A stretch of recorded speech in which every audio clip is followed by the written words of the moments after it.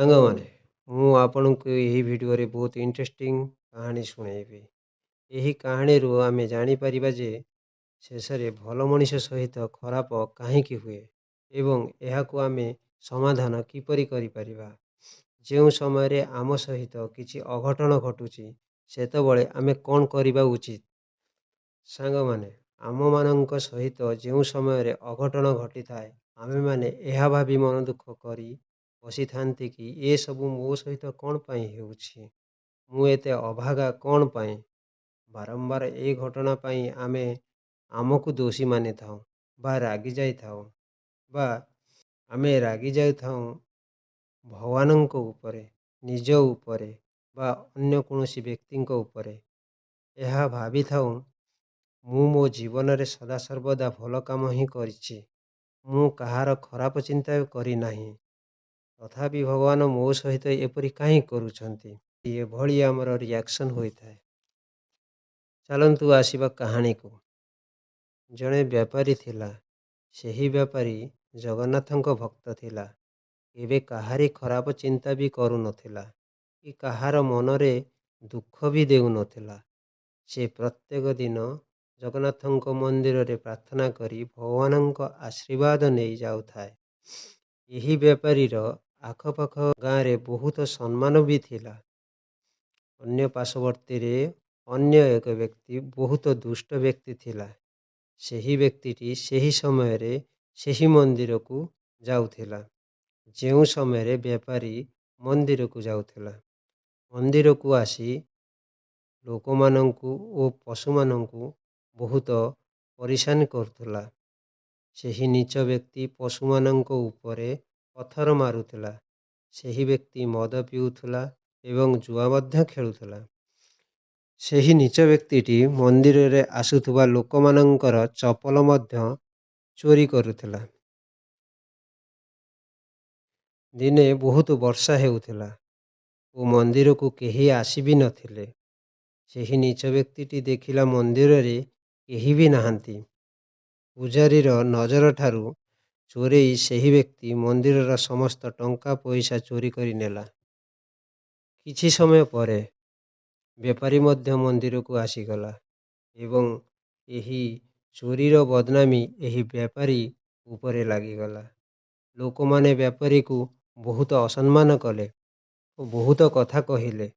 ଲୋକମାନେ କହିବାକୁ ଲାଗିଲେ, ପୋଲିସକୁ ଡାକ ଏବଂ ଏହାକୁ ହାଜତରେ ବନ୍ଦୀ କରିଦିଆଯାଉ। ଏହି ଲୋକଟି ତ ଦେଖାଉଛି ଭଦ୍ରଲୋକ ପରି, କିନ୍ତୁ ମନ୍ଦିରରେ ଚୋରି କରୁଛି। ସେ ପୁଣି ଚୋରି କରୁଛି ମନ୍ଦିର ଭଳି ପବିତ୍ର ସ୍ଥାନରେ। ଶରମ ଆସିବା କଥା ଏହି ଲୋକକୁ। ବହୁତ ବିନମ୍ର ଓ ବିନତି କରିବା ପରେ ବେପାରୀ ସେହି ମନ୍ଦିରରୁ ବାହାରକୁ ଆସିଲା। ଯେମିତି ବେପାରୀ ରାସ୍ତାର ଛକକୁ ଆସି ପହଞ୍ଚିଛି, ରାସ୍ତାରୁ ଗୋଟିଏ କାର ସ୍ପିଡରେ ଆସୁଥିଲା। ବେପାରୀକୁ ଗାଡ଼ି ବାଡ଼େଇ ଚାଲିଗଲା। ବେପାରୀ ପଡ଼ିଗଲା। ତାହାର କିଛି ଖଣ୍ଡିଆ ଖାବରା ମଧ୍ୟ ହୋଇଗଲା। ଗାଡ଼ି ବାଡ଼େଇ ହେବା କାରଣରୁ ଗାଡ଼ିରୁ ଗୋଟିଏ ବ୍ୟାଗ୍ ବାହାରେ ପଡ଼ିଗଲା। ତାହାକୁ କାରବାଲା ଡରରେ ଉଠାଇଲା ନାହିଁ, କାରଣ କାରବାଲା ସେଠାରୁ ଖସି ପଳାଇବାର ଜଲ୍ଦି ଥିଲା। ଭୁଲ କାରବାଲାର ହିଁ ଥିଲା। ସେହି ନୀଚ ବ୍ୟକ୍ତିଟି ଦୁର୍ଘଟଣା ପାଖରେ ଥାଇ ସବୁକିଛି ଦେଖୁଥିଲା। ସେହି ନୀଚ ବ୍ୟକ୍ତି ବ୍ୟାଗ୍ଟିକୁ ଦେଖି ଜଲ୍ଦି ଉଠାଇ ନେଲା ଓ ବ୍ୟାଗ୍କୁ ଖୋଲି ଦେଖିଲା ସେହି ବ୍ୟାଗ୍ରେ ଭରି ରହିଛି ଟଙ୍କା। ସେହି ନୀଚ ବ୍ୟକ୍ତି ଖୁସିରେ ଡେଇଁବାକୁ ଲାଗିଲା ଓ ଜୋର ଜୋରରେ କହିବାକୁ ଲାଗିଲା, ଆଜି ତ ମୁଁ ମାଲାମାଲ ହୋଇଗଲି। ପ୍ରଥମ ମନ୍ଦିରରୁ ମିଳିଲା, ଏବେ ତ ଟଙ୍କା ଭରା ବ୍ୟାଗ୍। ମୋର ତ ଲଟେରୀ ହିଁ ଲଟେରୀ ଲାଗିଗଲା। ଏହି କଥା ଶୁଣି ବେପାରୀ ସବୁ ଖେଳ ବୁଝିଗଲା। ବେପାରୀ ସେହି ସମୟରେ ଚୁପ୍ ହିଁ ରହିଲା। ଯେତେବେଳେ ବେପାରୀ ଘରକୁ ଗଲା, ରାଗି ଯାଇ ଭଗବାନଙ୍କ ସମସ୍ତ ଫଟୋକୁ ବାହାର କରିଦେଲା। ଆଜି ବେପାରୀର ଜୀବନର ସବୁଠାରୁ ଖରାପ ଦିନ ଥିଲା। ବେପାରୀ ତାହାର ସ୍ତ୍ରୀ ଓ ପିଲାମାନଙ୍କୁ ଡକାଇଲା। ଜୋର ଜୋରରେ କହିଲା, ଖବରଦାର, ଆଜିଠାରୁ ଏହି ଘରେ କୌଣସି ବ୍ୟକ୍ତି ଯଦି ଭଗବାନଙ୍କ ନାମ ନେଇଥିବ, ତାହେଲେ ମୋ ଠାରୁ ଖରାପ କେହି ହେବନି।